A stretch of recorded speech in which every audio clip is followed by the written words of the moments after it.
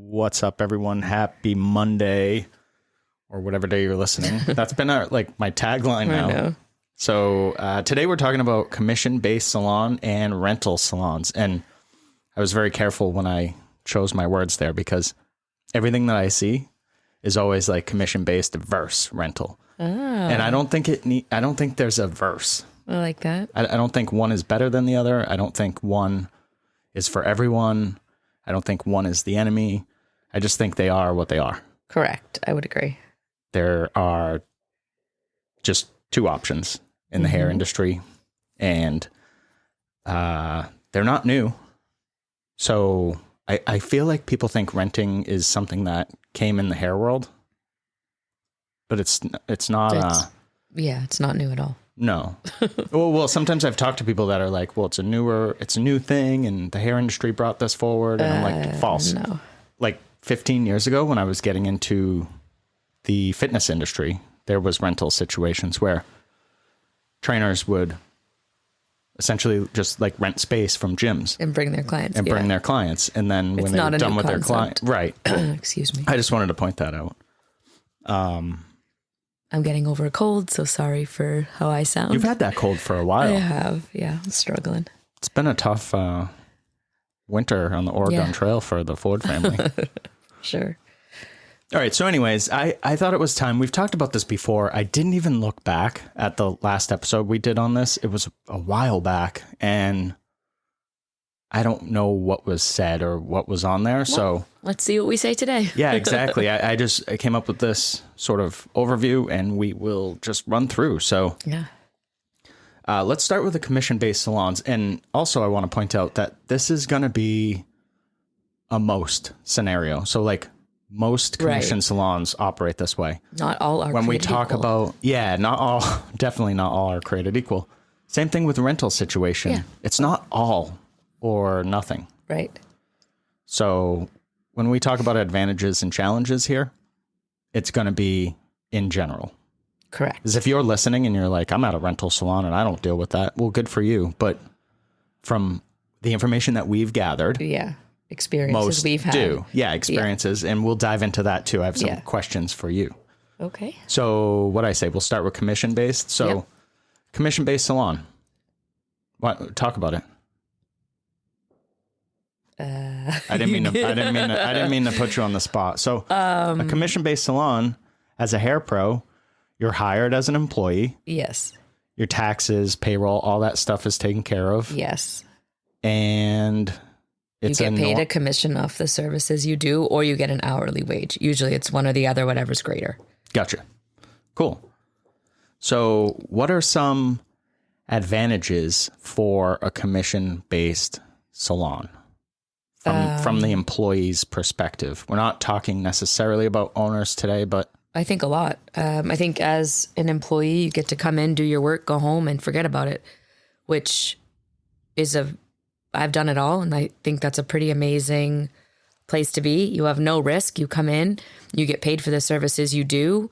If your services if you're having an off week, you have an hourly wage to carry you through. If you work in our salon, you also get 1 week's paid vacation. So you want to take a week off, that's an amazing thing too. So do most commission salons offer a week off though? I don't know. I don't think so. So from ones you've been employed at, did you get a week off? I think one I did. Okay. I just want to keep it that general sort of. Yes. One.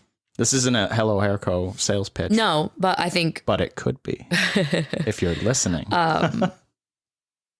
You also don't have to take on, you don't really, you have like no risk at all. So most salons are going to be doing, our salon does, but most should be doing the marketing, the social media for their own page, support for you. What does support mean? What does that mean? They should be there to mentor you, help you grow, help you even understand how to grow and how to build your clientele, how to keep a good headspace, because as you get busier, you get redos, things happen, and you should have some good leadership that can spin it to the positive or show you how to get some education to move through that obstacle that you're facing. Make sense? Yeah. Okay. I was trying to make sure it's clear. We're clear. Yeah. You should have literally whatever support you need by your leading people above you. So, I mean, not all owners maybe are actually in the salon. They might have a management team or what have you, or maybe they have lead stylists. I don't really know. But you should get your support. You should get your paycheck on time. You get paid no matter what, like off of what you do. Because when, you're on your own, if you have a bad week, you may not be getting paid. Not yet. I know. Not yet. Okay. You love to jump around. I do. I was just comparing a little there. But overall, I mean, you really get to me as a commission employee, you should be able to come into your job and really be creative because you don't have any other headaches except maybe maybe a commission employee is like, well, I still have to build my clientele. Okay. So yes, you do have to put effort in to build that clientele. But other than that, the salon also should be putting in the same, if not more effort than you. And eventually you will build. So really you get to show up, do your job, be super creative, go home and you're done. Enjoy that. Yeah. That's a really nice life. So when you mentioned building your clientele, Yes. that's part of your job as a commission employee.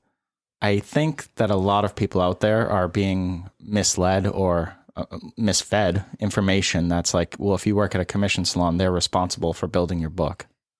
I think, so this is the spin I would have on that. If you're lucky to get into a salon that has a lot of walk-in traffic, cool. Here's the thing though, it's still on you to build that clientele and build those relationships and retain those clients. Right. That's where I was hoping. So yeah, like it's no matter what, it's on you to do that. The salon can't help you talk to your clients. Like that's on you to, like I said, retain them, work on your education, work on the skills that maybe you're not so strong in so that you can keep getting better with the clients that sit in your chair. Having said that, if you're in a salon that doesn't have that walk-in traffic, like ours, we do a lot of, what would you say, behind the scenes marketing, I guess. I don't know. We're marketing all the time, constantly.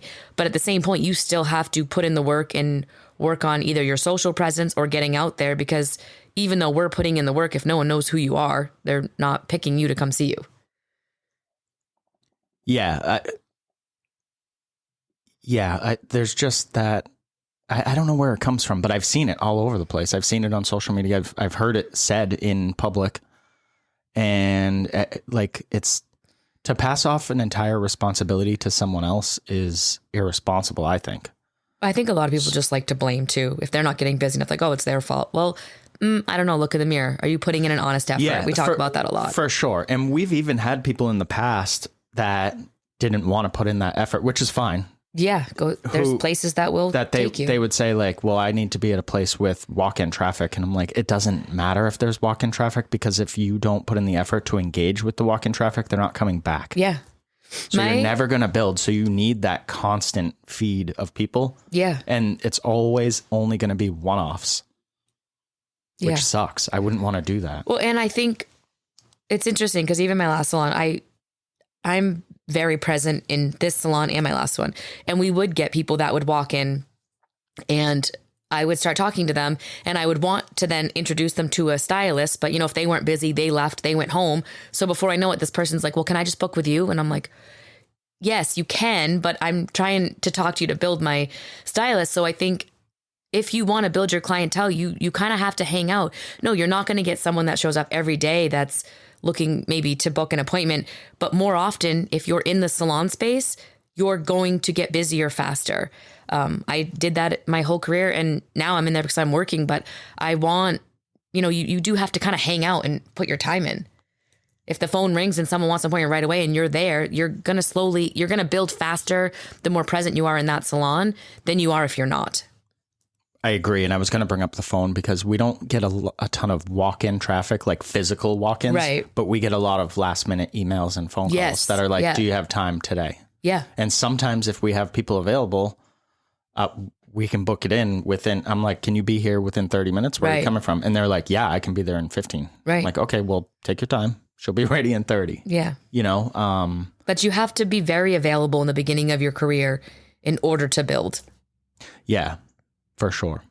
So I'll quickly run through some of the advantages I had, which starts with predictability. So you have stability and you have a little bit of predictability when it comes to your income. Like, you know what it'll never go under. Mm-hmm. Yeah. So that is kind of a bonus. Yeah, absolutely. You have access to salon provided tools. So, you know, different things that we provide or that a commission based salon should be providing. Yep. Resources and products. Mm-hmm. You don't have to worry about product, I'll say, in most salons, because I've seen some poorly run ones where you're running out of product or whatever. But if you own a commission salon, you should be on top of that stuff for your employees, because that's your job. Yes. Marketing, you already brought up, that should be done for you. Right. Not to say that you don't have to. You could couple on top of that. You have to. Yeah, I would agree. You have to. But the bulk of the marketing, people coming in, for a commission salon, there should be some lifting that goes on from the business. Agreed. Educational opportunities. Yes. Again, I bolded should be provided for you. Mm-hmm. I don't know. On the regular too. Yeah. Not just like we bring in someone once a year. Yeah. Like, I try to offer something in our salon, whether it's me teaching it or bringing someone in at least once a month. And it's generally way more, but that's like, it has to be something that's offered. You're always on Slack. You have stuff like once a week. Right. But you're like, hey, I'm doing this haircut. If anybody, it's constant. But anyways, once a month would be great. That's probably a good industry standard. Maybe. I don't know. I'd have to look at it, but once a week is amazing. Once a month, great. Once a quarter, once a year, probably you should step up your game. And then the last one I had here, and there are many more advantages, but it's a podcast, guys, is teamwork and support. Yeah, I do think from fellow stylists. The teamwork part is, if you're in the right salon that's really focused on building the culture in the salon, or the vibe, whatever you want to call it, that team part is really important, because it's very difficult, I think, to find in most salons, no matter which category you fall under. Let's talk about some of the challenges that are faced by employees in most commission-based salons. Okay. So the first one I have here, and it's not controversial or anything, but I don't think it holds up as much as people think, but it's a lower earning potential. But here's why. So that again, this isn't a sales pitch to come work for us, but that doesn't happen at our salon. Mm-hmm. I believe that is due to dated pricing structures and practices. And that's why you have a salon that is like built on a level system. The level system goes 1 to 5, whatever. I don't fucking know. Yep. Goes 1 to 5. You hit 5, you're capped. You can't go over that. I don't know why salons would structure that way. And I'm not here in this podcast to try to figure it out. Right. But it's something to be aware of. But yeah, if as a commission employee, if you can always if you're busy enough to keep raising your prices, I mean, the business would be foolish. Yeah, you're good to go. To not let you raise your prices because I agree. Whatever. And that could come from all sorts of problems, scarcity mindsets and things like that, but fear-based stuff. Limited control over pricing and the services offered. So like we just talked about with the pricing, when you come in and you're a level 1, you're a level 1 pricing, regardless of what you do. Right. And services offered, if someone walks through the door, you're taking them. Right. That's generally what I've seen. Yeah. I kind of forgot about that because we don't do that stuff. So no, we don't. But yeah, I would imagine, I have to think of most. Yes, I hate this term, but you're like bottom of the barrel. So here you are, you have to do all this stuff. Yeah. You're required to do it. Yeah. Yeah.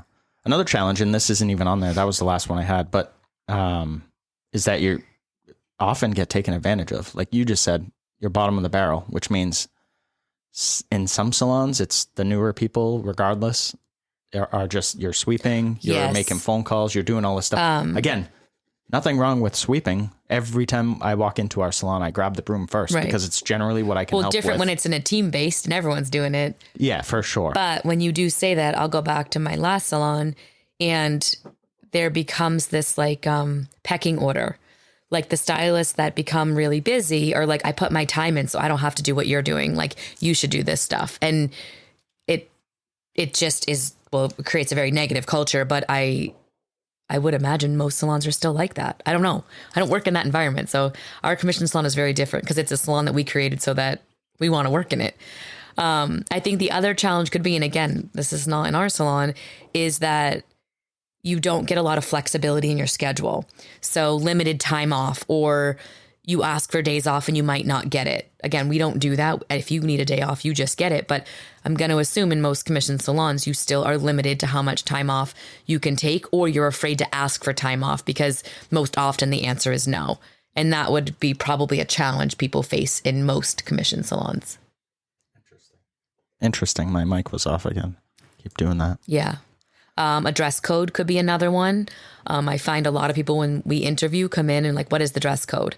And we believe in, we hire the right people they know how to dress themselves and professional. We talk through it, but you should be able to show your creativity in the way you present yourself, in our opinion. But I would imagine most commission salons have a fairly strict dress code that might hold you back as a stylist to feel creative in the way you present yourself in that salon. They're also likely, we might as well pile on, right? We own a commission salon, so I just want to point that out, and we're trashing them right now. I know. Not really. I'm really trying to think of things because we're so not that, but. So I have one. You likely are going to have a non-compete. Yeah, stupid, dumb. Don't work there. Yeah. You should be able to work wherever you want. And unfortunately, we are owners of a salon. People come and go. Get over it. It's just where it is. And really, you don't want people staying if they don't want to be there. And yeah, you might have a few people leave at one time. It sucks. Don't get me wrong. But you can't hold them back. That's just not cool. But yeah, you're right. You're going to have that. All right. So want to jump into rental salons? Sure. So a rental salon, what's the definition of a rental salon? Or rental, I would imagine booth rental, suite rental, whatever. You get a station in a chair and or a room if you're in like a suite or a room, something like that. And you just pay to be in there weekly or monthly. Gotcha. And you'll need to get insurance too. And you'll need to get the state. Well, you'll need a new license that says that you are renting, and you'll need to get inspected. So you just imply. You just apply through the state for a booth rental license. Yes. At least in New Hampshire. Pay the fee. Yes. And then they come and inspect you. Inspect and whatever. Mm-hmm. Okay, cool. So what are some advantages for a renter? Well, if you're in one of those commission salons that we just talked about, I guess you have freedom to create your schedule. You probably... I don't think it needs to be verse. Did I say verse? No, but you're like, well, if you're in one of those, it's an advantage. Well, because it's not in our salon, you get all these freedoms. So I guess it's just where I'm trying to go with most. So most often you're going to get freedom over your schedule. You're going to get flexibility, pricing. You get to do what you want with your pricing, which I think can also be a challenge. That way you can lower it. Yeah, I was just going to say that can be a very big challenge. Race to the bottom. No offense to anyone out there that's lowered their prices. I'm just saying, don't do that. Yeah, don't.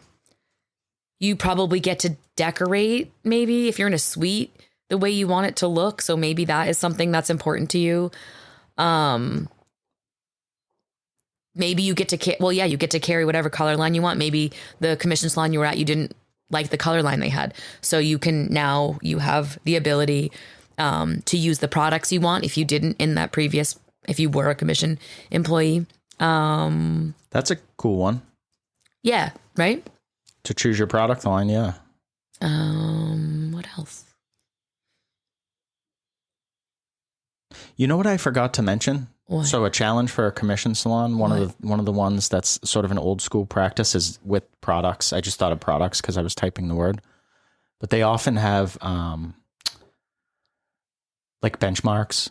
Yeah. Or like a quota you have to hit, like a retail. Yeah. We forget about this stuff because we don't do it. We don't have that. Right. If you want to sell products, sell them. If you don't. And you just get a flat commission off of it. If you don't. Exactly. And most of it's online because it's 2023. Correct. But anyway, sorry I missed that. So I guess one of the positives, for a rental, and this would be more because you're not, I know a lot of rental, and I'm not being negative, think like they're the owner, but here's the difference here. if you're a rental and you're like, I'm the owner, this is great. You have the freedom to come and go as you please. Meaning if you don't like that rental place you're at, tomorrow you can go rent down the street. As an owner of a commission salon, we can't just close down and go open another salon in 2 seconds down the street. So your freedoms in that rental part is flexible in a lot of different ways. There's no long-term commitment. Correct. There's like no risk you have no real risk. No, there's no risk. You just get to show up that day and show up somewhere else. How much does a booth renting license cost? The same as a regular Probably, license? yeah. So there's no really financial risk. No. You are buying your product. So maybe a couple grand up and front. you're mobile at that point. But for a business, in quotes, a couple grand that's nothing. Right. To open and be operational. Right. I think the biggest thing that people want out of renting is just the freedom. Yes, I agree. It's the freedom to do what they want to do. Because they're most often not getting that where they were. Yeah. We want to jump into challenges. Yeah, because I do think a lot of people think rental is just unicorns and rainbows. And for some, I'm sure it is. I'm sure you are probably somebody that can manage your schedule, your time, your money, and it's a great probably place for you to be. But most often, I think the challenges become you lose the team environment, you don't know how to manage your money, and when it comes to paying your quarterly taxes, you don't have the money saved for that. You don't have the support, you didn't hire an accountant, or you don't have a lawyer, and when you run into certain situations, now you're scrambling to get ahead. I think the other challenge becomes the amount of money it goes into stock your product and keep things on hand. I see often. You're all over the place. I am? Maybe not. I feel like you're making like 10 points at the same time. These are all challenges. These are challenges. I didn't say they weren't challenges. Just. All right. So keeping enough product on hand. Mm-hmm. A challenge there I see is if you're taking on new clients and you don't stock your products heavily, then a client wants a certain service and you don't have the products on hand to actually do that service. Just make it up. Yeah, well, that's what most do. I think the other challenges could be you now are the front desk, the manager, the owner, you're buying all the supplies. You're doing everything. You're doing everything. So you're wearing all these hats and you still have to be creative behind the chair. And that I think is the one, the balancing act there becomes a big challenge.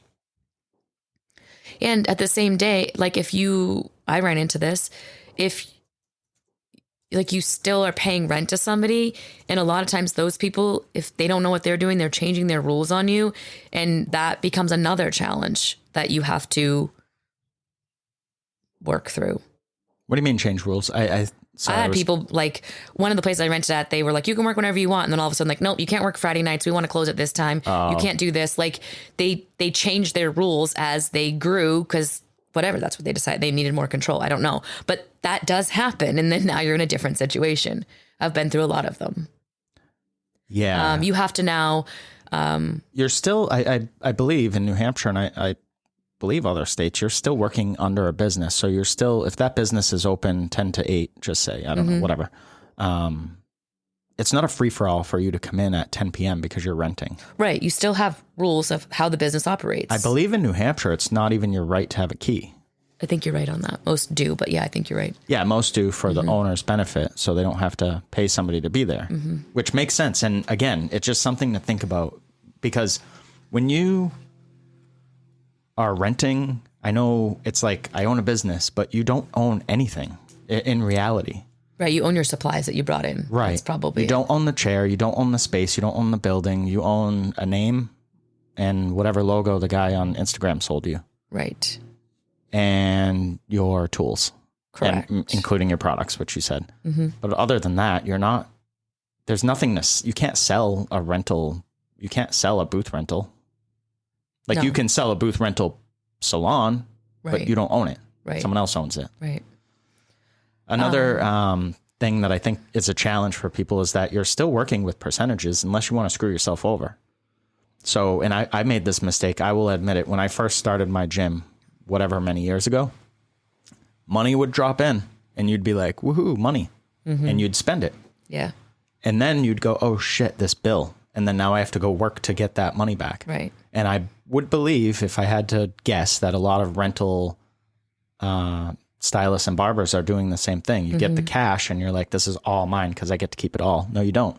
Some has to go to your taxes. Some's going to go to whatever software you use. Some needs to be allocated towards products. And you also have credit card processing fees. What I'm talking about here is percentages. Yeah. And you should be paying yourself a percentage of that money. Right. So commission or rental situation is really the same. It's just, who do you want to give the money to? Do you want the owner of the business to take care of all that stuff for you, or do you want to pay all that stuff? It doesn't matter. It's still That's really the simplest way to look at it. It's still coming out of the money that you bring in. So another thing to think about too is that could be a challenge for people, and not all, obviously. If you're going to rent, you believe that you are, a leadership type person, but if you're not good at, for example, being on time as an employee, you're not going to be good when there's no one telling you to be on time. That's just an example. If you're not good with cleanliness when someone's telling you to clean, you're not going to suddenly be good at cleaning when no one's telling you to clean. Right. Stuff like that. So you still have to just be mindful of the things that you're going to have to do or be responsible for. And some of it is just your way you act. Yeah.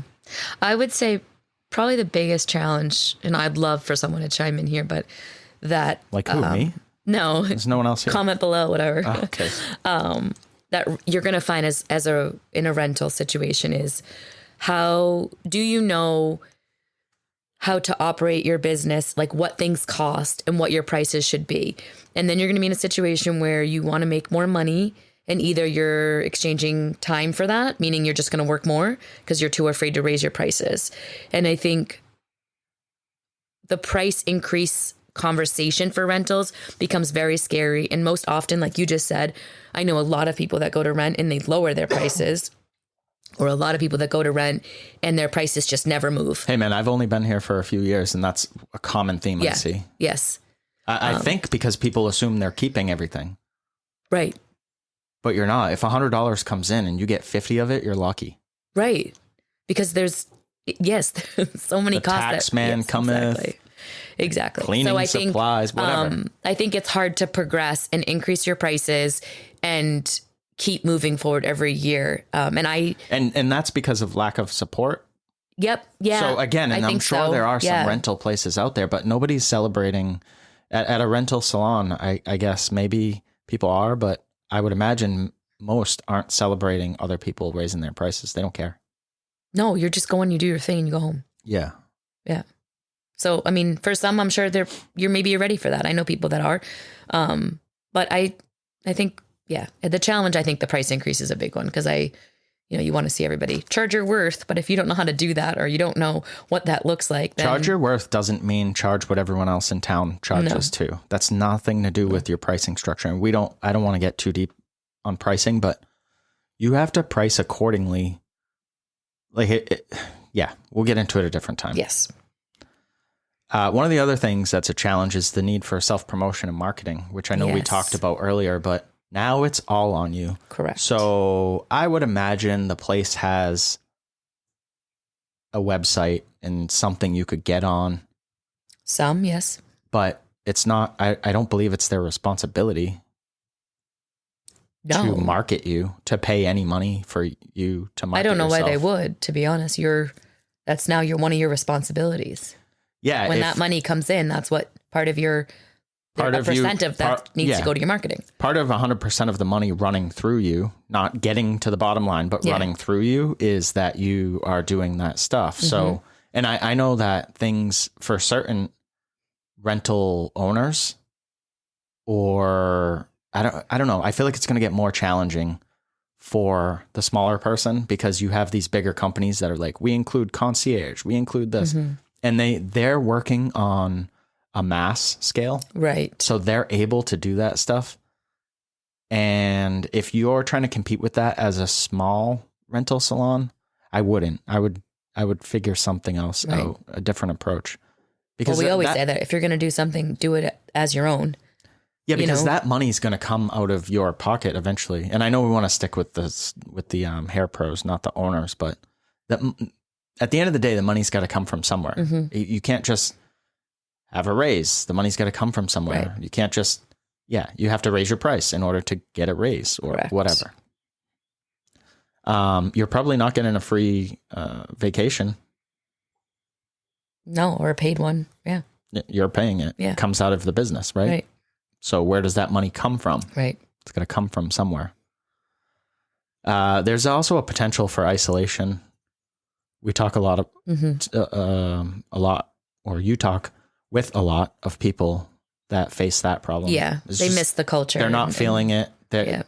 A lot of places will advertise like a team environment and stuff as a rental, and then they get there and it's like not what they thought. Yeah. And that's okay. It happens. Yeah. All right, let's move on. So let's go back to commission-based salons, and we're going to get some of your experiences. Okay. So you've worked in a commission-based salon? A few, yes. Yeah, several. So talk about them. What'd you like? What'd you not like?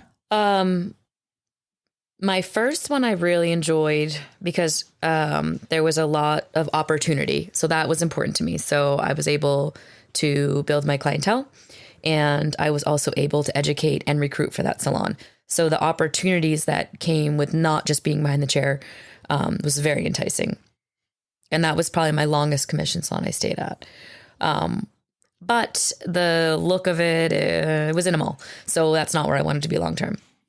My second salon was beautiful, and I was working with some very talented people, which was very exciting, but they were very new, and the partnership was not very strong, and they never kept enough product on hand, and they always blamed it on everybody else. So that was really tricky. You'd go to mix something and you just didn't have what you needed. They need to listen to one of our leadership podcasts. Yeah, that was really, really hard. And that partnership was breaking up, and it just became messy. So I moved on. My third salon was a shit show. I was there for 2 weeks, and I'm like, I need to get out of here. And I think at that point I had just like kind of not great experiences in commission salons. So I'm like, what is next for me? And that led me to renting a chair. So I had a non-compete. Do you have any? So before we get into renting, because we're on commission. Yeah. You clearly want to slide into that, which is cool. But do you have any advice for people that are considering commission? Yeah, I will say this. My second salon, when I left, because I don't know where the world is now and people leave, I just gave my notice and that was it. What I wish I had done was I wish I had gone to the owners and said, I'm not happy with X, Y, and Z, and I'm really looking for these opportunities here. Okay. And looking back the day I left, they would have provided it. I knew that the partnership was breaking up, but I think I would have stayed there a lot longer if I had allowed them to maybe step up to the things that I wanted. And I had already started calling my client saying I was going to the next salon. So I felt like I just had to go.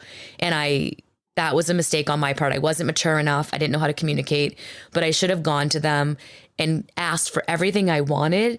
And then if they couldn't deliver or we couldn't meet there, then had left. But I didn't give them the opportunity to do that. And that was at that point a big regret for me, because the next salon was really awful. And I would have gone back even. Was the next salon the one that sued us? Yeah. Okay. Yes. Even at that point, I think if we had the second salon, little fun fact there. Yeah. If the second salon and I had left on better terms, I definitely would have gone back to that salon.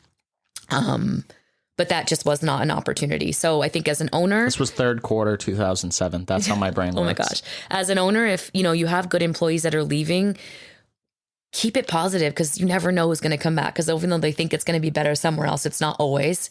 And as a stylist, if you really love the environment you're in, give that owner an opportunity to maybe step up or at least have the conversation. Yeah, give them a chance. So I think those are two really big pieces of advice that I would offer. A piece of advice that I would offer too, to play off of that, is to not assume that you know what the person can do. Yeah. So don't say they're not going to do that, or they don't know how to do that, or whatever. Don't do that, because you have no idea. You have no clue. We've had people leave our salon who could have had what they wanted if they had just said it. Yeah. I think that, but I'm also not here to mind read. Like yeah, totally. You know, and you also want people that can have a conversation. I think if you're, and honesty is big with us. So and integrity, it's a huge, and once that's gone, see ya, over. But I think those two things, always have the conversation if you really do want to stay, or you really think there could be like something long-term in that relationship. I think you should ask for it first. Because it does suck if you leave and you like, well, why did I do that? And I think, again, as an owner, if you have some good people that are leaving, try to keep that door open because you never know. So, yeah, I'll say that too. There are a handful of people that have left our salon that if they came back and we had a conversation, I'd bring them back. Yeah, we've even had one come back to help out on certain events. There are a bunch that are no's also, though. Yeah, so right. And that just comes from burning bridges and stuff. So don't absolutely do that stuff. Absolutely, you know? Yeah. All right, let's dive into renting. So what is your perspective of renting? What are some personal experiences and insights? So I definitely enjoyed the flexibility. I really enjoyed managing my little space, I guess. Like that was fun for me. I loved being able to pick the products I wanted to use. I was horrible at managing my money, so I never had the money to pay my taxes, and I always had to then come up with some payment plan with the IRS. That was the most stressful part for me. I sucked at that big time. Because like you said, the money would come in and I'm like, oh my God, I have so much money. And I didn't understand. That half wasn't yours. Yes. That like all of the stuff that had to go to, and every quarter those taxes would be due. And I'm like, oh, I'm an idiot. So again. give people listening a tip for managing expenses. So what I started to do, so my accountant was fabulous and sort of started to break that down. So now when money came in, say it's $100, like 30% automatically went aside for taxes. So I'm now left with $70, right? And then a percent of that went to putting aside to restock my products and, you know, whatever was left. And then my rent and all of that stuff. So rent, insurance. Yeah. All insurance. The things you need. Yes. You should be setting aside money for your tools if you need scissors or whatever eventually. Absolutely. Or education if you want to take it. Like none of that's provided. So all of that has to be accounted for. And now what I started to do, I got a system. I was using like booking online and all that. So I set up like as I was a commission employee, and this is where I paid myself a percent and the rest just came out. So I literally every week just went through my payroll and I got paid a certain percent, and everything else, I didn't even look in the bank account anymore. Cause I'm like, this just stays in there so that like I get a paycheck. And at the end of the year, when I do my taxes and everything's all set and paid, I maybe have a tax return and it's sitting in my account, which either I would decide I would use as a tax return, or that would be my investment in my education and all of that stuff. It's interesting what you just said. So you were a booth renter. Yep. A booth renter that treated yourself like an employee. Commission employee. Yep. Mm-hmm. I had to in order to. So it's so baffling to me that people can't see how it's the same. Yeah. They think otherwise I was taking too much money. I'd look in the account and I would just spend it. I saw one recently that said it's impossible to make money at a commission salon because they take all your money, and I'm like, we don't take it. No. It goes into our account, and then it goes from our account to wherever it needs to go, the taxes or the payroll, or to our distributor to get more products, right? To the insurance company, to all the things, to the marketing companies, to keeping the lights on. Yeah. So all that stuff. So yeah, once I started doing that, then it was a stress-free environment. Gotcha. And then it came down to, again, like that first rental salon, she changed the rules. Like you can't be here at this time. And that sort of wasn't now infringing on what I felt was my freedoms. So I left there. That was a one-off. That lady was wild. Didn't she come to you at one point and say, you're an employee now? She tried to, like that? Yeah. Basically she was like, you're so busy. Like I want a chunk of what you have. Of your money. Yeah. Except F off. Yep. So at this point now, my non-compete from my last commission salon was up. So I was able to go back into the area where I wanted to work. And so I went to that salon for a couple years. It was okay. The owner, she was really strict too. Like you couldn't have your own business cards. You had to answer the phone. Like there were still rules. And I'm like, what? I don't want to answer your phone. And I can have my own business cards. Like, yeah, who the hell do you think you are? It was really weird. And then, she would have all these team meetings and I'm like, I don't work for you. I work for myself. I pay you rent. So that became really tricky too. And then from there, I went to open my first salon. Gotcha. And then now I'm into are. the owner game. So that's a whole different world. And that salon was a commissioned salon, as is our salon today. So any last minute advice for people that are looking to, I guess that whole thing was advice for people looking to go rental. Yeah. I honestly, I would say just really from what you said, if I could distill it down, is to do your homework. Yeah. And to really set yourself up with the team, because you're not going to do everything on your own unless you do your own taxes and whatever. But I would strongly recommend having all the things in place, like a lawyer, everything that you would need to own a commission salon. If you're going to need to do the same as a renter. Yeah, you really do. Same exact thing. It's really important. And I think, if you're struggling with these or you want to go further on it, hit us up, and more than happy to discuss lots of experience I went through on all sides of that. All right. Any last words? Let's wrap it up. No, have a great day. All right, cool. Happy Monday, everyone. And if you need us, reach out. Yes, Ollie. We're all done. We're all done. Bye. Bye.